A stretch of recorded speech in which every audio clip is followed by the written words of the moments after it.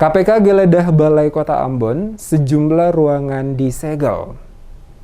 Tim penyidik Komisi Pemberantasan Korupsi atau KPK melakukan penggeledahan dan penyegelan sejumlah ruangan di Balai Kota Ambon pada hari Selasa 17 Mei. Penggeledahan dilakukan terkait kasus dugaan suap izin prinsip pembangunan cabang retail tahun 2020 di Kota Ambon dan penerima gratifikasi yang telah menjerat Wali Kota Ambon Richard Lonepesi sebagai tersangka. Dari pantauan Demes Media Group, tim KPK terdiri dari 2 tim. Tiba di Balai Kota Ambon pada pukul 8 waktu Indonesia Timur dan pada pukul 11 waktu Indonesia Timur dengan menggunakan 8 unit mobil. Tim anti rasuah ini dikawal oleh anggota BRIMOB lengkap dengan senjata laras panjang. Begitu turun dari kendaraan, tim penyidik menyasar sejumlah ruangan. Di antaranya ruang kerja Wali Kota Ambon nonaktif Richard Lonepesi, ruang Sekretaris Kota Ambon, Dinas Penanaman Modal dan Pelayanan Terpadu Satu Pintu, Dinas Pekerjaan Umum dan Penata Ruang, Dinas Perindustrian dan Perdagangan, Badan Penelitian dan Pengembangan Daerah, dan Dinas Pariwisata dan Kebudayaan. Usai penggeledahan, KPK kemudian menyegel ruang bidang penanaman modal di DPT MSP Kota Ambon. Hingga berita ini ditulis, tim penyidik KPK masih melakukan penggeledahan di sejumlah ruangan. Sebelumnya, KPK menahan Wali Kota Nonaktif Ambon, Richard Lonepesi atau RL, setelah diumumkan sebagai tersangka dalam kasus dugaan suap dan penerimaan gratifikasi. KPK juga menetapkan 2 tersangka lain, yakni staf tata usaha pimpinan Pemkot Ambon, Andrew Erin Hehanusa, dan Amri atau AR selaku pihak swasta atau karyawan Alfa Midi Kota Ambon. Dalam konstruksi perkara, dalam kurun waktu tahun 2020,